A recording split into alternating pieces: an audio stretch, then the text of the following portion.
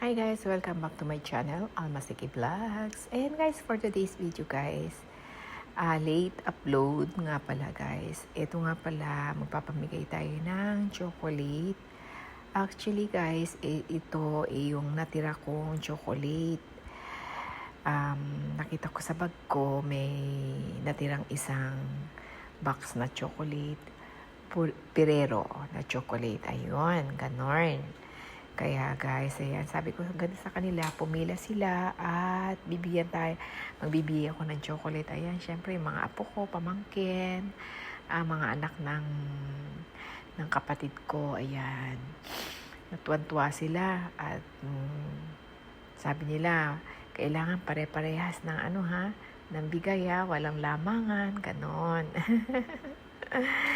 Kaya tuwan-tuwa sila dyan, as in, talaga nakapila sila, ganyan. Sabi ko, sige sunod-sunod kayo dyan. Huwag kayong magugulo, ayan. Ngayon, magpapamigay na tayo ng chocolate sa kanila. Ay, isa-isa muna. Dalawa-dalawa. Ayan ako, yung anak kong yun, ayun, nasa bintana. At ayan, tinakpan yung camera natin, kaya pinaalis ni Sakura. Ayan, sabi niya, yan, yung mga nabigyan na, alis-alis na dyan, ganon. Ayan, pati si Princess, binigyan din. Basta lahat meron. Si Sakura, yan, meron din siya, ganyan. Ayan, nga pala. Tapos, sabi ko, tawagin nila yung mga papa nila. At bibigyan din natin sila. Ayan, tinignan ko si Caroline, si NC.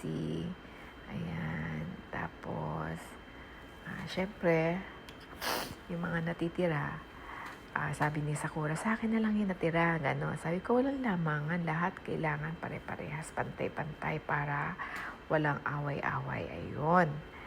Ang sarap ng pakiramdam, guys, na nasa Pilipinas ka. Masaya talaga sa Pilipinas, guys, sa totoo lang. Dito sa Japan, sa abroad, trabaho, bahay lang. Pero sa Pilipinas, nasa Pilipinas talaga ang saya. Ayun. Ganyan, kaya minsan naiisip ko rin, ayun ako, mirit pa yung isang anak ko doon nando sa may labas, sa likod ng bahay namin is sa bintana sabi niya, pengi pa raw, ayun, kaya binigyan ko pa siya ng isa, yan nga pala yung si Janela, apo ko, ayan, anak ni Janel. Yan guys, napaka super saya namin. Kaya guys, don't forget like, share, and subscribe. Bye! See you next vlog.